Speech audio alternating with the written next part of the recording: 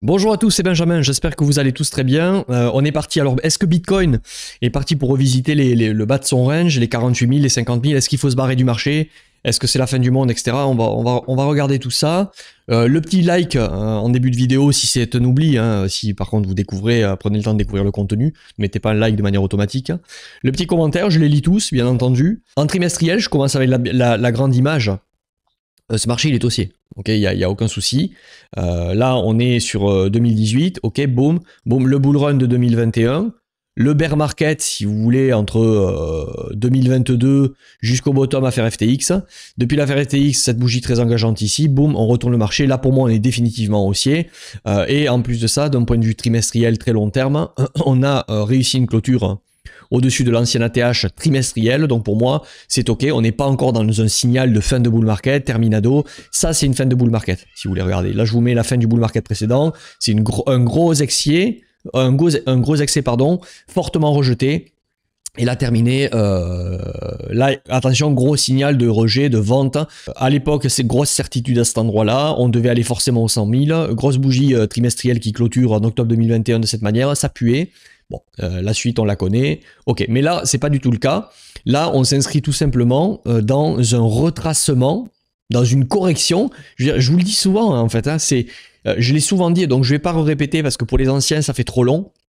Donc maintenant j'avance, mais entre guillemets, si une correction comme ça, depuis l'affaire FTX, vous met dans un inconfort et vous handicape fortement, c'est pas que c'est ouais mais c'est le marché, c'est la faute du marché, c'est que c'est votre faute en fait. Voilà, il faut dire les choses comme c'est. C'est pas normal dans un marché qui est boule comme ça, ok, et qui est boule depuis 2010 dans tous les cas, mais là qui est boule depuis la reprise de l'affaire FTX, de se retrouver en difficulté. C'est pas grave, il n'y a pas de jugement de valeur, je suis pas là pour donner des leçons, chacun fait comme il veut. Dans tous les cas, moi c'est pas mon portefeuille, chacun gère le sien. C'est juste qu'il faut constater qu'à un certain moment dans un marché haussier comme ça, si je suis investisseur, si là je me retrouve en difficulté, c'est forcément que j'ai soit pas voulu attendre les bonnes zones, soit j'ai merdé au niveau du money management, de la gestion du risque, où il y a quelque chose qui va pas, quoi, ou que j'ai pas voulu couper. Mais pourquoi couper si je suis investisseur? Moi je suis investisseur, il y en a beaucoup qui vont te dire, ben moi je suis investisseur donc du coup je coupe pas avec des stop loss. Ouais, mais du coup qu'est-ce qui se passe si le marché nous fait simplement un dip de tendance haussière? Parce qu'au final c'est ce qu'on a sous les yeux là, on a vraiment un dip de tendance haussière. C'est-à-dire que dans la structure long terme depuis l'affaire FTX, haut, bas, ok, donc je dirais même que jusqu'à ces niveaux-là, vous voyez d'un point de vue trimestriel, vous devriez ne pas vous retrouver handicapé si on y venait. Je dis pas que c'est ce qu'on va faire, c'est ce qu'on va y aller. Je dis juste que si on y va, il n'y a aucun problème dans la structure, selon la théorie de dos, bas, haut, on pourrait très bien remettre un bas ici. Et comme je dis souvent, êtes-vous prêt à ce niveau, ou étiez-vous prêt à ce niveau, à un retour ici, par exemple, aux 38 000 ou 41 000 ? Si c'est non, c'est que vous étiez un peu encore en mode je paye pour voir. Et moi, je préfère voir pour payer. Ok ? Souvent, c'est allez, j'y vais, j'espère que ça va pas retracer, je serre les fesses et on y va jusqu'au bout, quoi. On fait tout ça un petit peu, d'accord ? Personne n'est parfait, mais là où c'est problématique, c'est quand on s'en rend pas compte et quand on se dit mais d'ailleurs c'est comme ça qu'il faut faire, comment tu veux faire autrement? Non, il y a autrement qu'on peut faire, c'est-à-dire faire autrement, c'est lâcher prise sur le fait qu'on n'est pas Madame Irma et qu'on n'a pas de boule de cristal et que des fois oui ça peut monter mais j'y vais pas parce que le risque est trop élevé. On n'est pas là pour être que dans la statistique, c'est-à-dire que là la stat elle est haussière, on est là pour avoir la stat et le risque qui nous met dans le minimum, qui nous handicape le moins si ça se passe mal. On est là pour être dans la stat, donc haussier-baissier, de comprendre le biais et la structure, mais même dans un biais haussier, de rentrer à des moments qui, selon notre profil, si ça se passe mal, dans un premier temps, on perdra très peu parce qu'on pourra très vite réagir. Voilà. Et si ça se passe bien, on pourra gagner gros sur la relance. C'est pour ça qu'au plus vous achèterez creux ce marché, excusez-moi, il y a un pan derrière, je ne sais pas si vous l'entendez. C'est pour ça qu'au plus vous allez acheter creux ce dip, au plus on est d'accord pour dire que le risk-reward est intéressant. Parce que si ça repart, le but c'est d'aller chercher cet order flow tant que le marché est haussier. Mais par contre, si ça continue à dipper, ben c'est pas grave, vous êtes dans des zones d'investissement à long terme où vous pouvez presque vous permettre le luxe de holder ou de décider de couper sous les 25 000 si on a une clôture. Donc du coup, ça vous coûtera pas cher. Voilà, ça c'était pour prendre un peu du recul. Maintenant, pour introduire la chose, mais en monthly pour l'instant c'est pareil. Je peux vous parler de la clôture monthly que l'on vient de faire, c'est-à-dire que là en août on vient de clôturer monthly. Qu'est-ce que c'est? C'est simplement une énième prise de liquidité après celle-ci. Voilà, on vient de reprendre la liquidité une dernière fois. On est en train de constituer pour moi en ce moment un truc en porte-voile, un bear flag, je sais pas, non, un bull flag, voilà. En gros, une figure qui fait qu'on fait on met la misère aux longues. C'est-à-dire qu'on ne veut pas laisser les gens rentrer, ok, on prend chaque fois leur stop, c'est-à-dire que ici, cette bougie, tac, prend la liquidité de celle-ci, cette bougie, cette mèche prend de la liquidité de celle-ci, cette mèche prend la liquidité. Et par contre, on accumule des gens qui intouchés. Donc on est en train de, comme le biseau descendant, si vous voulez, on est en train de préparer le short squeeze, bam, pour squeezer tout le monde. D'un point de vue cyclicité, moi, c'est ce que je vous disais depuis un petit moment. Je pense que pour moi, c'est... oui, all season ici, non. C'est un peu comme quand tu arrives, un peu tard là, en boîte de nuit. Tu penses que le videur va te laisser rentrer, finalement, tu en prends une. Tu restes dans la rue et tu dis qu'à 4h du matin, il va peut-être changer d'avis, peut-être que la fête n'est pas finie. Non, non, la fête est finie, c'est que dans ta tête. Et rendez-vous la semaine prochaine, trop tard. La première partie du boule était ici. Là, on est dans un piège baissier qui est en train de punir les arrivées tardives. Et potentiellement, je pense que la bonne année sera 2025. Quoi, ok. Donc, est-ce qu'il faut attendre 2025? Non, on est dans des recherches d'achat maintenant. Mais par contre, et c'est encore mieux, au plus on digère, au plus ça va être intéressant pour la suite. D'accord? On est dans de la recherche d'achat. Donc Monthly, donc vous avez bien capté ce que je suis en train de vous dire ici. Pour moi, cette figure qu'on est en train de construire, elle est très très très encourageante pour la suite. Ok? Et même c'est même pas pour moi. C'est-à-dire que est-ce que là on peut affirmer, parce que moi vous savez, il y a ceux qui vont essayer de dire ouais mais là avec la macro, comment tu penses que ça, le dénouement là, mais j'en ai rien à branler. Je veux dire, depuis ici, chaque fois il y a toujours un truc. Il faut bien qu'il y ait des trucs pour qu'il y ait des dips dans tous les cas. Je veux dire, ici c'était l'affaire FTX, faillite d'une des plus grosses plateformes, etc. Ici c'est Terra Luna qui crache. Ici il y avait la guerre Ukraine-Russie.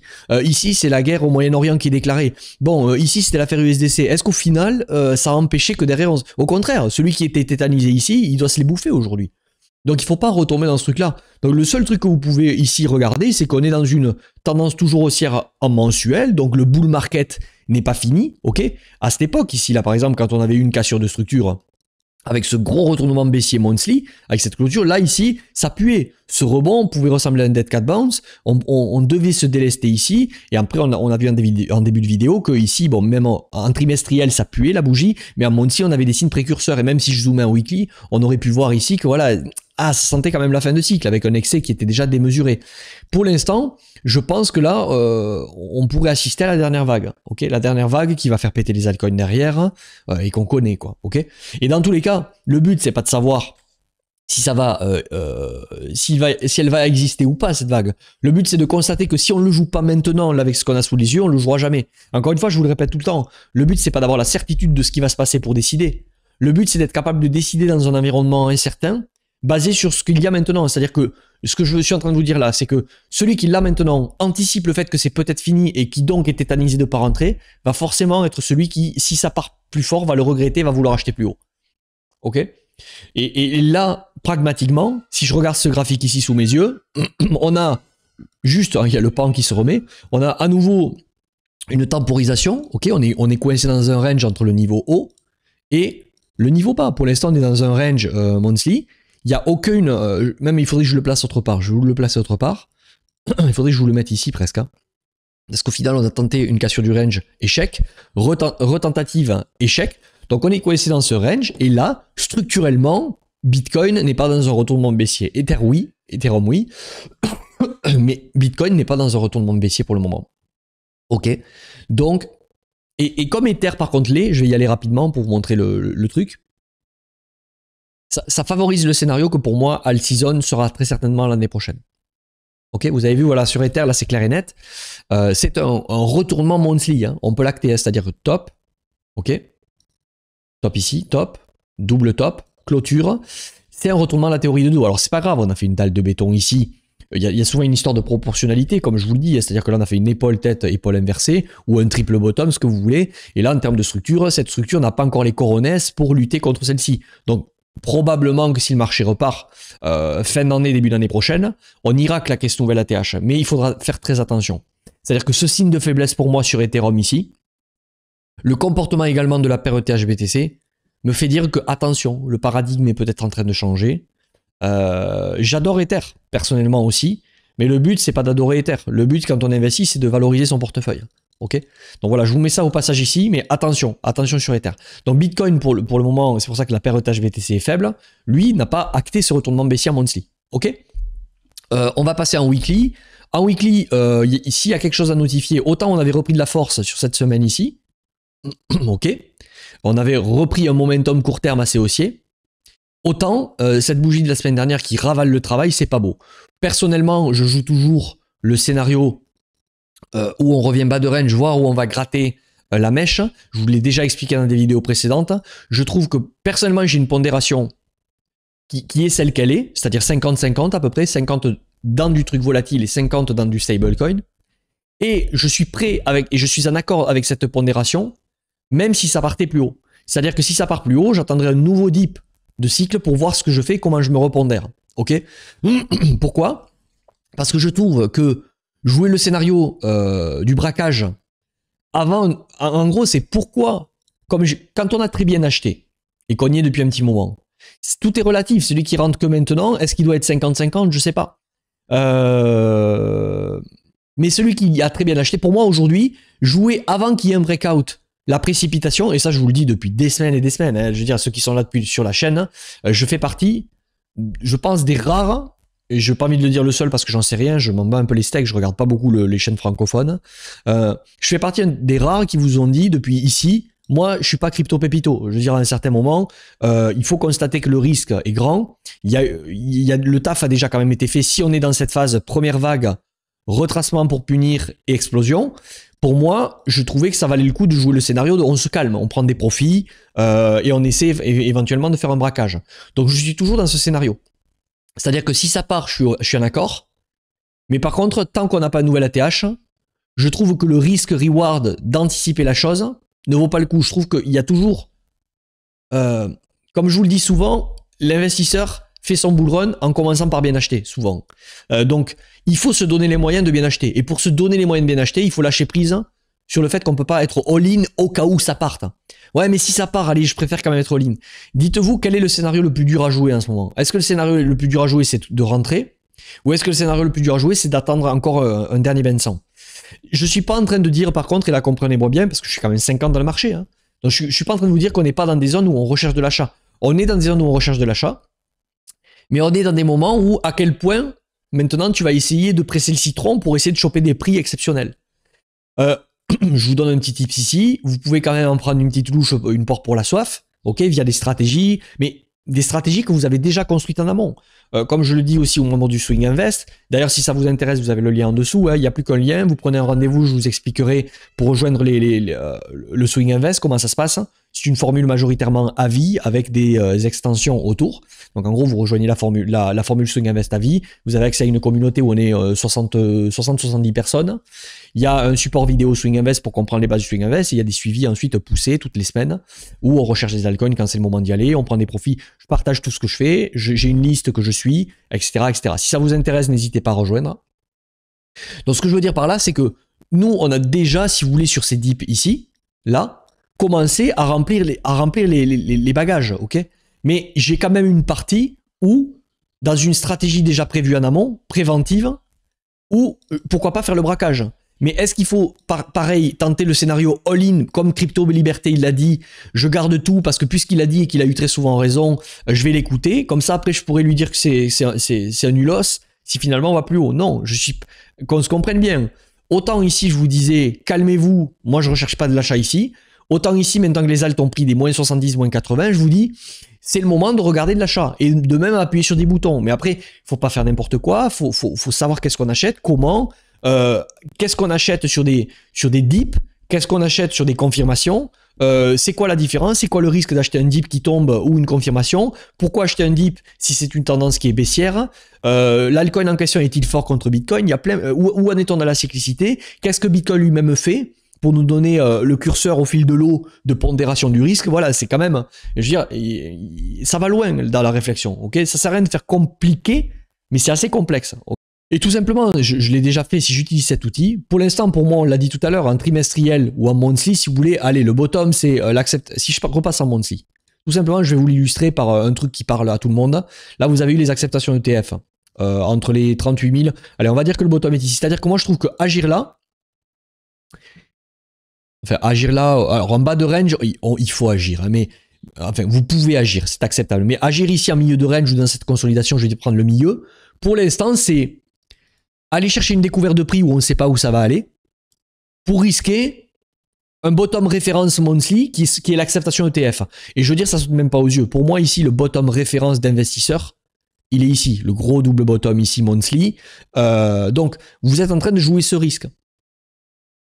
Par contre, si on vient à faire une découverte de prix, clôturé, acté, ça y est, on pourra affirmer que sous nos yeux, le bottom est ici, dans la tendance. Donc, on pourra dire que on passe de haut, bas, non, pardon, bas, haut, bas, haut. Mais pour l'instant, on ne peut pas affirmer que le bas est ici. Le bas reste là. On ne sait pas jusqu'à où on va aller. Donc, c'est pour ça que pour l'instant, je préfère jouer le braquage. Alors que si on commence à acter une clôture monthly ici, voire weekly ou 15 jours, on pourra dire, ah, peut-être que le bas est ici. Donc, là, vous voyez que de suite, ce risque-reward ensuite de se positionner sera beaucoup plus intéressant que le risque-reward de le faire tant que le bottom n'est pas fait. Voilà, c'est comme ça que je peux vous l'illustrer. Donc, on passe en weekly et on va terminer sur ça. En weekly, donc, je vous disais que cette bougie de ravalement baissier, excusez-moi, n'est pas très très belle. Et autant la bougie de la semaine dernière nous disait, ah, peut-être que le bottom est fait, on y va. Autant, mais, et c'est pour ça que vous devez pondérer votre curseur de risque. En fait, il y a un plan en tête, ce qui est la compréhension de la structure long terme, moyen terme, et après, vous peaufinez. C'est comme quand on a un objectif, il y a des gens qui sont obstinés, il y a des gens qui persévèrent. La frontière entre les deux, il y en a, être obstiné, des fois, ça joue des tours. Persévérer, c'est bon. Mais quand on a un objectif, on sait à peu près où on veut aller, ok, mais il va y avoir des embûches sur le terrain. Et ceux qui disent non, moi je m'en fous, j'avais prévu de passer par là, mais si finalement par là tu t'étais un peu trompé, il y a un mur qui se met ou qui se crée en cours, un barrage qui s'est créé entre temps, ben tu vas taper contre le barrage et c'est terminé, tu n'arriveras pas à l'objectif. Donc il faut être capable ensuite de déterminer une vision, un plan, et que ce plan, des fois, avoir ce côté un peu curatif pour être capable de l'arbitrer et de pondérer cette gestion active, ce curseur de risque. Voilà. Et c'est ce qu'on fait dans le Swing Invest, encore une fois. Si vous avez envie de rejoindre, ça fait un moment que j'en parle. Je veux dire, depuis ici, les premiers qui ont rejoint, c'est largement démontré maintenant. Et je ne vous ai pas montré. La dernière fois, j'ai eu quelqu'un en call, il m'a dit, mais tu devrais les montrer, les témoignages que tu as, pourquoi tu les montres pas? Tu aurais plus de monde qui viendrait encore. Je m'en fous. J'ai pas envie de commencer à vous dire, hey, regardez, c'est super, venez voir tout ce qu'ils disent les gens du... Ok, vous êtes les seuls capables de juger ce qui est produit sur la chaîne YouTube, hein, et de vous dire si, quand je vous ai fait des vidéos d'altcoin, si finalement c'était plutôt les bons calls, de vous dire prenez TP ici, attention, attendez ces zones d'achat, je sais pas si on va y aller, mais moi j'attends ces zones. Bon, reprenez les dernières vidéos d'altcoin et vous verrez si à un certain moment, soit c'est que de la chance, soit il y a quand même une bonne base solide derrière, quoi. Mais bon, voilà, je vous laisse vous faire votre propre avis. Donc en weekly maintenant, cette bougie me dit que ceux qui ne se sont pas précipités sur cette confirmation, parce qu'il y avait une confirmation daily, c'est-à-dire que là, on peut le voir, hein, regardez, en daily ici, on a fait rupture quand même ici avec le momentum baissier, on avait un momentum baissier ici, bam, il y a eu un break ici, mais il fallait garder de la force. C'est ce que je vous avais dit, je crois, sur un des derniers suivis ou live, il fallait garder de la force à cet endroit. Et dès qu'on a eu cette bougie baissière ici, j'ai dit aux membres du Swing Invest, moi je trouve que ça pue, pour moi, je vois pas pourquoi on a retourné ici, si c'est pour gracieusement re-offrir les prix qui ont déjà été offerts ici. En général, le Bitcoin, quand il part, je vous l'ai dit souvent, les cryptos, ça part fort. C'est pour ça qu'il faut quand même avoir une stratégie en amont d'accumulation avant que les confirmations arrivent. Ou peut-être partager la poire en deux. Donc là, pour moi, maintenant, ce signal-là, c'est pas une certitude. Donc, vous n'êtes pas, encore une fois, on est là pour jouer des scénarios. Je pense que le fait qu'on soit revenu ici, c'est qu'une question de temps pour qu'on revisite la mèche du bas ici, voire qu'on la prenne. Quand on y sera, on verra. Il y en a qui vous parlent de bear market. Moi, je pense que c'est plus on est en train de épuiser les gens, épuiser les acheteurs tardifs. Ceux qui sont en train de se dire je pars et qui vont vouloir faire certainement le trade du dimanche, c'est-à-dire bon, j'ai assez saigné, j'en ai marre, je vais peut-être revendre ici à la cassure pour acheter plus bas parce qu'il y en a qui ont dit que ça allait vraiment dipper maintenant, c'est peut-être fini, il va y avoir la guerre, etc. ou je sais pas quoi, il y a Jérôme Powell, j'en sais rien. La vérité pourrait se situer entre les deux. C'est-à-dire entre ce niveau-là que tout le monde attend et entre ce niveau-là de ceux qui disent que ça va tenir. Pourquoi pas une dernière petite incursion, une prise, et ensuite c'est parti et on reconnaîtra plus ces niveaux. Encore une fois, je sais qu'il y a des nouveaux qui découvrent. C'est de la gestion de risque, ok? C'est pas du pépito boule de cristal, ok? Et du bon sens paysan. À un certain moment, il faut mettre du jus de cerveau, il faut arrêter de vouloir prévoir et contrôler ce qui va se passer, ok? Donc peut-être que aussi, on est en train là tranquillement, je vais passer en 3 jours. Le point bas est ici, et on va peut-être transformer cet échec ici. Voilà, l'échec qu'on a, on a tenté ici de repartir. Si je vous le mettais, on a cassé des moyennes mobiles 50, j'ai vu des gens qui les partagent, c'est pour ça que je ne vous mets pas trop d'indicateurs. Peut-être qu'on va réussir à transformer l'essai en épaule, tête, épaule inversée. Peut-être que cette mèche, elle ne sera plus jamais touchée. Je pense que ça va dépendre de la psychologie des gens ici. Et de l'action du prix. Ok, je vous ai à peu près tout dit. On termine la vidéo avec un tour sur Ishimoku. Ok. Je vais vous mettre juste des niveaux pertinents. Hein. C'est-à-dire que là, si on passe en mensuel, ce marché est haussier. Hein. Il tient pour l'instant sa Tenkan monthly est tenue. On a tenté de la percer. Est-ce qu'on va une dernière fois percer pour venir sur la Kijun ici monthly? Mettre une mèche là-dessus, c'est les 44 000. C'est des niveaux qui sont... C'est la dernière Demon Zone monthly. Si vous voulez, là, vous avez une Demon Zone monthly. Vous avez de l'imbalance juste au-dessus. Tout est lié. Je veux dire, il n'y a aucun indicateur qui est meilleur. Ça remplacera jamais le bon sens paysan et la compréhension de la structure et la compréhension du risque et du money management. C'est tout. On n'est pas là pour faire du gambling et s'amuser. Voilà. Monthly, ok. 2 semaines, on a déjà contacté du coup la Kijun. Ce plat SSB ici, à 42-44 000, correspondrait du coup à la Kijun Monthly. Vous voyez? Donc il y a le Kumo ici. Je pense que ça fait sens d'aller ici si vraiment on a décidé d'aller choper cette mèche. Je pense qu'on trouvera la fin dans ces niveaux. Il y a un plat SSB, il faut quand même le regarder ici à 36 000. Ça voudrait dire qu'on viendrait dégommer les niveaux de certitude d'acceptation ETF, parce qu'il y en a beaucoup qui, c'est bon, les ETF BlackRock, ils ont été acceptés ici. Comment on peut aller plus bas? Peut-être qu'on pourrait tenter, vraiment, hein, il pourrait y avoir, et c'est pour ça que je suis 50-50. Quand je vous parle de braquage, c'est ça que je suis en train de vous parler. Hein. Il n'y a que ceux qui l'auront pas tenté qui l'auront pas. Mais par contre, ceux qui l'auront tenté devront pas dire « Ah putain, parce que tu as fait ça, c'est à cause de toi, je l'ai pas fait, tu m'as fait... » Non, il faut porter au bout d'un moment, il faut être responsable, d'accord? Il faut arrêter de trouver la faute chez les autres. Je l'ai décidé tout seul de faire ça. Donc on peut pas toujours avoir raison. Quand ça marche, faut pas déifier la personne. Et quand ça merde, il faut pas dire « Ah putain, celui-là, il est pourri. » Un peu de nuance, un peu de nuance. Il y a toujours, la vérité, elle est souvent grise, elle est souvent entre les deux. Hein. C'est pas exclure, hein. Pourquoi pas une percée de cette SSB ici. On va aller en weekly. Ça voudrait dire quoi? Ça voudrait dire potentiellement qu'en weekly, on passerait... Bah, ça serait costaud quand même. Hein. Il faudrait que ce soit plutôt un Black Swan. Je pense que si ça devait arriver, ça serait un Black Swan. C'est-à-dire que on fait une tentative en dessous, hop, les gens paniquent, je sais pas qu'est-ce qui pourrait arriver. Et finalement, on sauve la clôture, on revient clôturer au-dessus de ce niveau. Et là, ce serait un scénario très boule. Voilà. Là, j'ai un peu joué à Irma à la fin, mais c'était pour paraître intelligent avec des traits sur Ishimoku. Dernière chose quand même court terme ici. Qu'est-ce que nous enseigne Ishimoku en plus de ce que je vous ai dit? C'est que là, on est suspendu sur le plat SSB en 3 days. On est repassé, la lagging span est repassée sous le cours. On est dans le Kumo. On a fait une tentative au-dessus de Tenkan Kijun et on vient de repasser dessous. Daily, ça y est, on passe dessous. On vient retester une fois, 2 fois, on est rejeté, on est sous le Kumo.